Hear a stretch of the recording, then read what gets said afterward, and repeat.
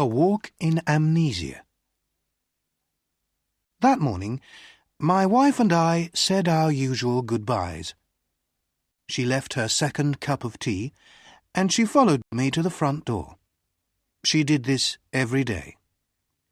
She took from my coat a hair which was not there, and she told me to be careful. She always did this. I closed the door, and she went back to her tea. I am a lawyer, and I work very hard. My friend, Dr. Volney, told me not to work so hard. "You'll be ill," he said. "A lot of people who work too hard get very tired, and suddenly they forget who they are. They can't remember anything. It's called amnesia. You need a change and a rest." "But I do rest," I replied. "On Thursday nights my wife and I play a game of cards, and on Sundays she reads me her weekly letter from her mother." That morning, when I was walking to work, I thought about Dr. Volney's words. I was feeling very well and pleased with life. When I woke up, I was on a train and feeling very uncomfortable after a long sleep. I sat back in my seat and I tried to think. After a long time, I said to myself, "I must have a name." I looked in my pockets. No letter, no papers, nothing with my name on. But I found $3,000. I must be someone, I thought. The train was crowded with men who were all very friendly. One of them came and sat next to me. "Hi, my name's R.P. Boulder, Boulder and Son from Missouri. You're going to the meeting in New York, of course. What's your name?" I had to reply to him, so I said quickly, "Edward Pinkhammer, from Cornopolis, Kansas." He was reading a newspaper, but every few minutes he looked up from it to talk to me. I understood from his conversation that he was a druggist, and he thought that I was a druggist too. "Are all these men druggists?" I asked. "Yes, they are," he answered. "Like us, they're all going to the yearly meeting in New York." After a time, he held out his newspaper to me. "Look at that," he said. "Here's another of those men who run away and then say that they have forgotten who they are. A man gets tired of his business and his family, and he wants to have a good time. He goes away somewhere, and when they find him, he says that he doesn't know who he is and that he can't remember anything." I took the paper and read this. Denver, June 12th.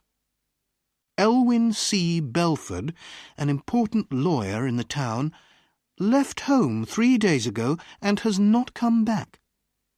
Just before he left, he took out a lot of money from his bank. Nobody has seen him since that day. He is a quiet man who enjoys his work and is happily married. But Mr. Bellford works very hard, and it is possible that he has amnesia. "But sometimes people do forget who they are, Mr. Boulder," I said. "Oh, come on," Mr. Boulder answered. "It's not true, you know. These men just want something more exciting in their lives. Another woman, perhaps. Something different." We arrived in New York at about 10 o'clock at night. I took a taxi to a hotel, and I wrote the name Edward Pinkhammer in the hotel book. Suddenly, I felt wild and happy. I was free. A man without a name can do anything.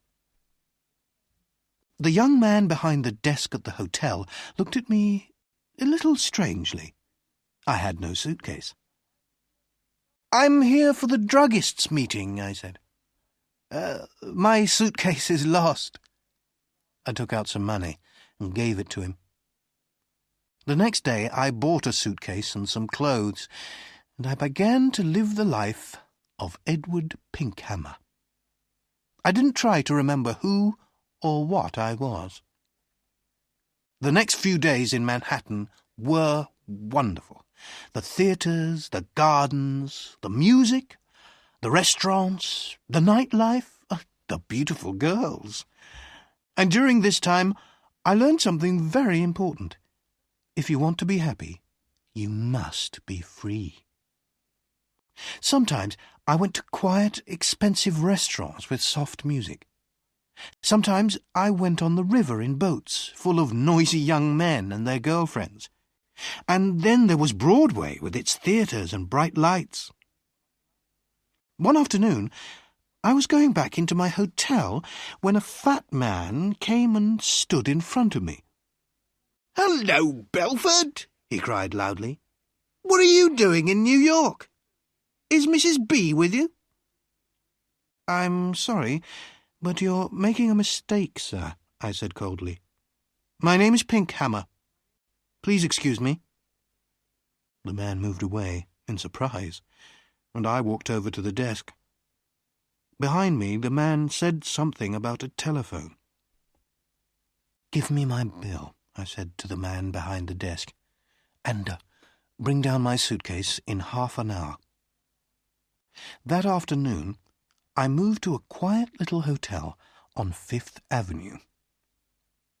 One afternoon, in one of my favourite restaurants on Broadway, I was going to my table when somebody pulled my arm. "Mr. Bellford!" a sweet voice cried. I turned quickly and saw a woman who was sitting alone. She was about 30, and she had very beautiful eyes. "How can you walk past me like that?" she said. "Didn't you know me?" I sat down at her table. Her hair was a beautiful red-gold colour. "Are you sure you know me?" I asked. "No," she smiled. "I never really knew you."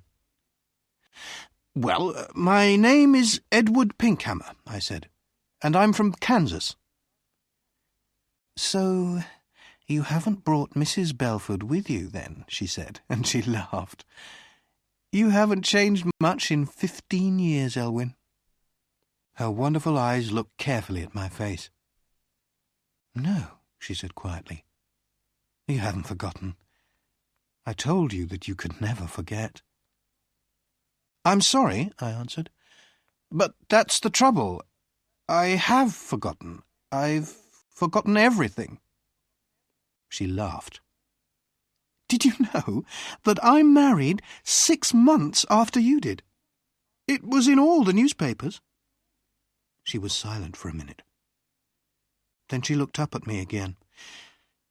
"Tell me one thing, Elwyn," she said softly. "Since that night, 15 years ago, can you touch, smell, or look at white roses and not think of me?"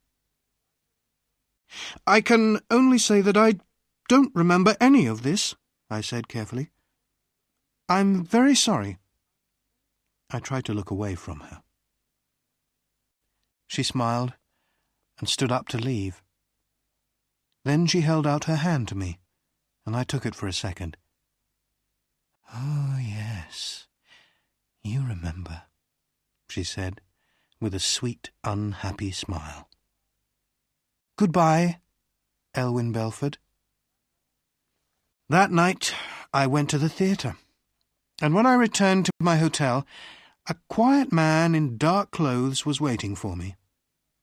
"Mr. Pinkhammer," he said, "can I speak with you for a minute? There's a room here." I followed him into a small room. A man and a woman were there. The woman was still beautiful, but her face was unhappy and tired. I liked everything about her. The man, who was about 40, came to meet me. "Bellford," he said, "I'm happy to see you again. I told you that you were working too hard. Now you can come home with us. You'll soon be all right. My name, I said, is Edward Pinkhammer. I've never seen you before in my life. The woman cried out, "Oh, Elwyn! Elwyn! I'm your wife!" She put her arms around me, but I pushed them away. "Oh, Dr. Volney, what is the matter with him?" the woman cried. "Go to your room," the doctor said to her. "You'll soon be well again." The woman left, and so did the man in the dark clothes. The man, who was a doctor, turned to me and said quietly, "Listen, your name is not Edward Pinkhammer." "I know that," I replied, "but a man must have a name." "Why not Pinkhammer?" "Your name," the doctor said, "is Elwyn Bellford. You are one of the best lawyers in Denver, and that woman is your wife." "She's a very fine woman," I said, after a minute. "I love the colour of her hair." "She's a very good wife," the doctor replied. "When you left 2 weeks ago, she was very unhappy. Then we had a telephone call from a man who saw you in a hotel here." "I think I remember him," I said. "He called me Belford. Excuse me, but who are you?" "I'm Bobby Volney. I've been your friend for 20 years and your doctor for 15 years. Elwyn, try to remember." "You say you're a doctor," I said. "How can I get better? Does amnesia go slowly or suddenly?" "Sometimes slowly, sometimes suddenly." "Will you help me, Dr. Volney?" I asked. "Old friend," he said, "I'll do everything possible." "Very well. And if you're my doctor, you can't tell anybody what I say?" "Of course not," Dr. Volney answered. I stood up. There were some white roses on the table. I went over to the table, picked up the roses, and threw them far out of the window. Then I sat down again. "I think it will be best, Bobby," I said, "to get better suddenly. I'm a little tired of it all now. Go and bring my wife Marion in now." "But, oh, Doctor," I said with a happy smile. "Oh, my good old friend. It was wonderful." Well, the story comes to an end here, but you mustn't stop here. Vocabulary is a fundamental aspect of English proficiency. I have compiled a list of challenging words from this story, along with their English definitions and example sentences used in the story. Let's get started right away. Druggist. A druggist is another term for a pharmacist, someone who prepares and sells medicinal drugs. I understood from his conversation that he was a druggist, and he thought that I was a druggist, too. Amnesia. Amnesia is a condition where someone cannot remember information about their past or identity. But Mr. Belford works very hard, and it is possible that he has amnesia. Wed. To wed means to marry someone in a wedding ceremony. He'll soon be wed again. Yearly. Yearly means something that happens annually, once every year. Like us, they're all going to the yearly meeting in New York. Bill. A bill is a statement of money owed for goods or services, like a restaurant bill you have to pay. "Give me my bill," I said to the man behind the desk, "and bring down my suitcase in half an hour." Noisy. Noisy describes something that makes a lot of sound or disturbance. Sometimes I went on the river in boats full of noisy young men and their girlfriends. Loudly. Loudly means in a loud voice, speaking at a high volume. "Hello, Bellford," he cried loudly. Suitcase. A suitcase is a large rectangular case used for carrying clothes and belongings while traveling. The next day I bought a suitcase and some clothes, and I began to live the life of Edward Pinkhammer. Goodbye. Goodbye is used to say farewell when parting from someone. Goodbye, Elwyn Bellford. Excite. To excite means to raise someone's emotions or stimulate interest. These men just want something more exciting in their lives, another woman, perhaps. Taxi. A taxi is a car that carries passengers who pay a fare, usually hailed on the street. I took a taxi to a hotel, and I wrote the name Edward Pinkhammer in the hotel book. Crowded. Crowded describes a place that is filled with many people or things close together. The train was crowded with men who were all very friendly. 40. 40 means the number 4 times 10, between 39 and 41. The man, who is about 40, came to meet me. Uncomfortable. Uncomfortable means not feeling relaxed, at ease, or experiencing discomfort. When I woke up, I was on a train and feeling very uncomfortable after a long sleep. Excuse. To excuse means to allow, forgive, or overlook something. Excuse me, but who are you? Pleased. Pleased means feeling happiness, satisfaction, or approval about something. I was feeling very well and pleased with life. Weekly. Weekly means happening or produced once a week. On Thursday nights, my wife and I play a game of cards, and on Sundays she reads me her weekly letter from her mother. 15. 15 is the number between 14 and 16. You haven't changed much in 15 years, Elwyn. Ill. Ill means sick, unwell, or unhealthy. You'll be ill, he said. 30. 30 is the number between 29 and 31.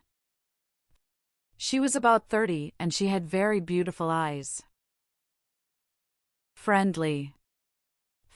Friendly describes someone pleasant, kind, and approachable in nature. The train was crowded with men who were all very friendly. Fifth. Fifth means the ordinal number after fourth. That afternoon I moved to a quiet little hotel on Fifth Avenue. Smell. Smell means to detect an odor or scent using the nose. Since that night 15 years ago, can you touch, smell, or look at white roses and not think of me? Usual.